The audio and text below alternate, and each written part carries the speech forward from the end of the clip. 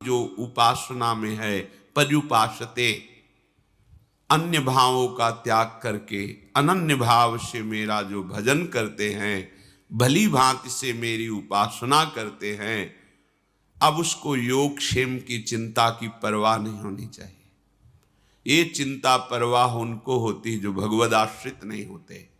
स्वयं श्री भगवान कह रहे योगक्षेमम वहाम्यहम्, लोक परलोक में जो तुम्हें चाहिए वो मैं प्रदान करूंगा, और जो प्रदान किया है उसकी रक्षा मैं करूंगा। तुम्हें बिल्कुल चिंता नहीं करनी, ना साधन की और ना व्यवहार की।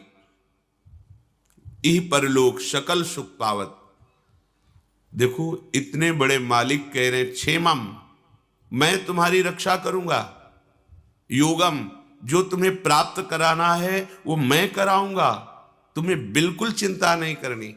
केवल मेरी शरण में होकर, मेरे आश्रित होकर मेरा अनन्य चिंतन करो।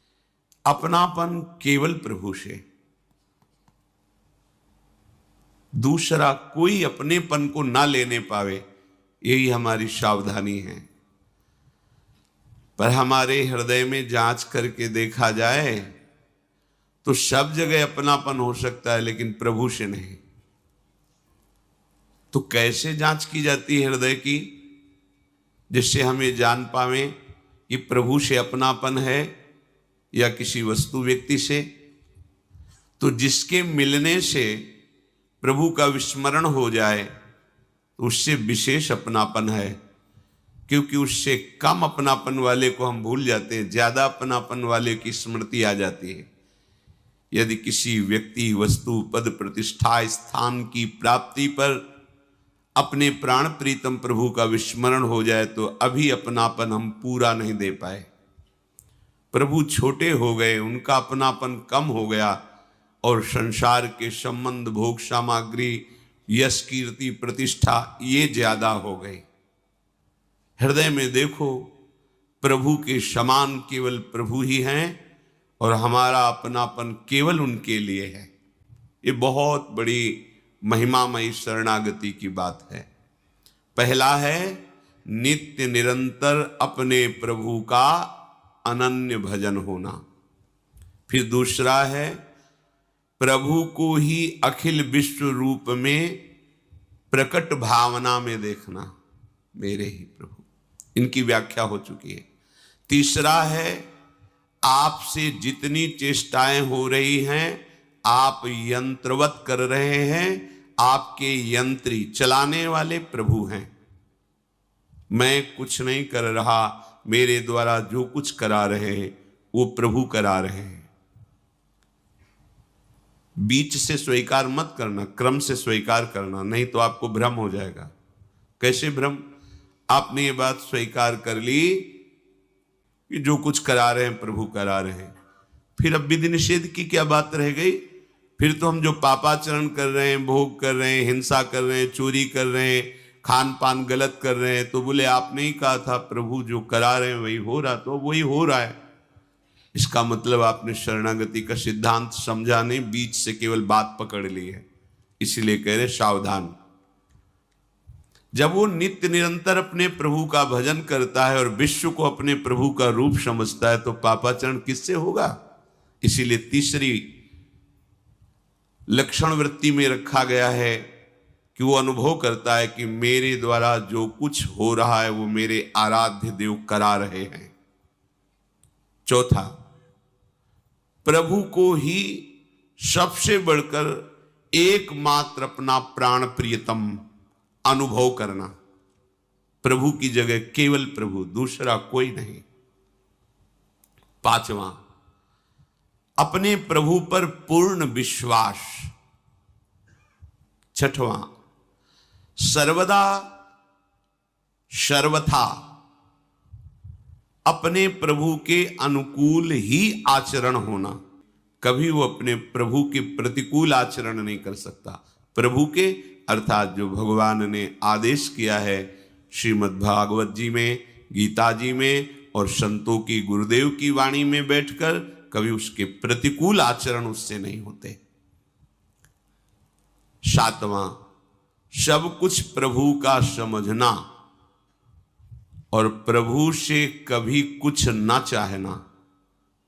हमारा शरणागति, हमारा भजन प्रभु से लेने के लिए नहीं है, प्रभु को प्राप्त करने के लिए है।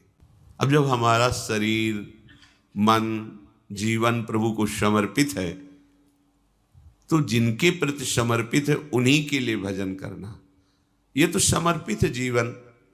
अब हमारा कुछ बकाया ही नहीं रहा, जो कुछ हमारा अपनापन था वो सब प्रभु के चरणों में समर्पित है। सब कुछ प्रभु का समझना और केवल प्रभु के लिए ही भजन करना, प्रभु से कुछ नहीं चाहना। तो लगेगा फिर क्या भजन का आनंद हुआ? अरे बाबरे, जिसने एक निमिष मात्र में अनंत ब्रह्मांडों का सृजन कर दिया अपने आनंद सिंधु के एक बिंदु के शिखर से, अब वो आनंद सिंधु मिल गया तो अब और क्या चाहिए? कोई चाह ही नहीं रह जाएगी। उस स्थिति में तो आइए, 8वां, प्रभु के प्रत्येक विधान में परम प्रसन्न होना। अब इसकी व्याख्या है। अभी तक जो सूत्र बोले कल इनकी चर्चा हुई थी। ऐसे शरणागत भक्त जो ऊपर के लक्षणों से युक्त हैं, ऊपर के लक्षणों को धारण करने की चेष्टा कर रहे हैं, वे समझते हैं कि हमारे प्रभु का जो भी विधान है वो बड़ा मंगलमय है। कभी अमंगल हो ही नहीं सकता प्रभु के विधान से। पूज्य श्री राधा बाबा, जैसे भगवान सूर्य उपस्थित है तो अंधकार ढूंढने पर भी नहीं मिलता, तो हम भगवान सूर्य को अगर ऐसा कहें कि तुम्हारी ताकत हो तो अंधकार करके दिखाओ, तो वो असमर्थ है, क्योंकि वो जब सामने होंगे तो अंधकार टिकेगा ही नहीं।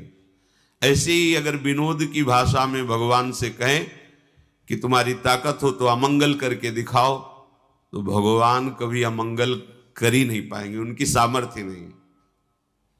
अमंगल हम करते हैं और मंगल भगवान करते हैं। कैसे?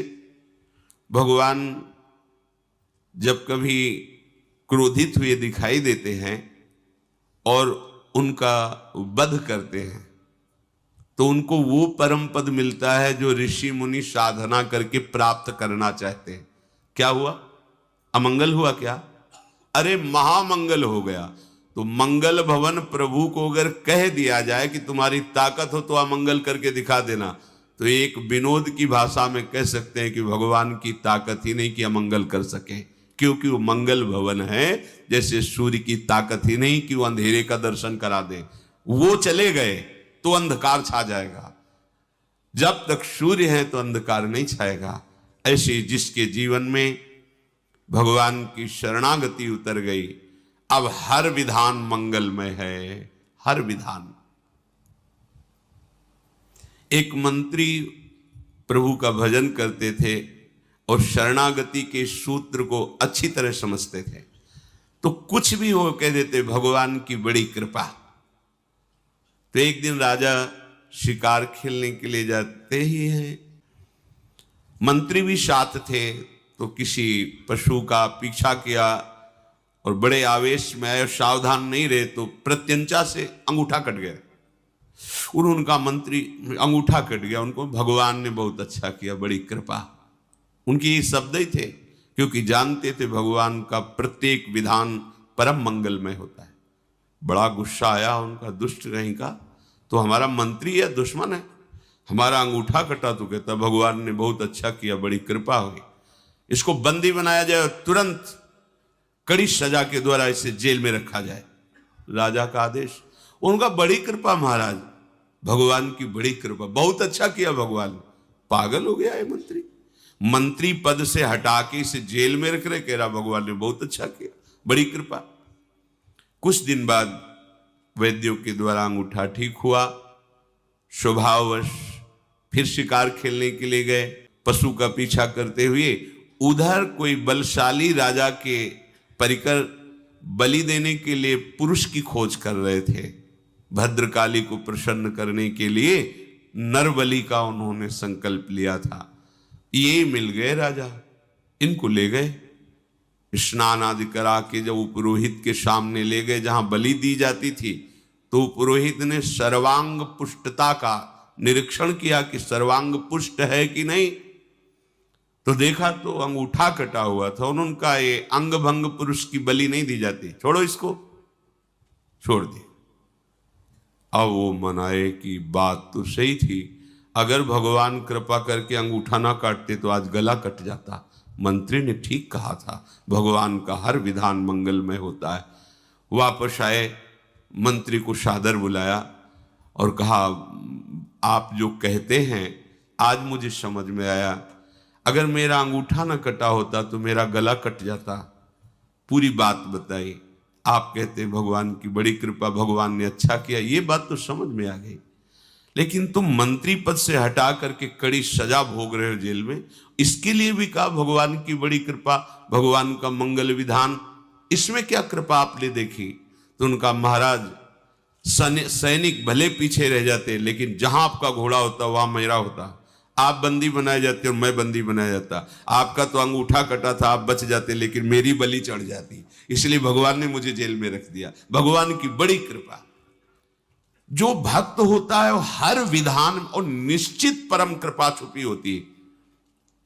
अपने को लगता है कि भगवान ऐसा क्यों किए, ऐसा क्यों किए, लेकिन उनके विधान में परम मंगल होता है।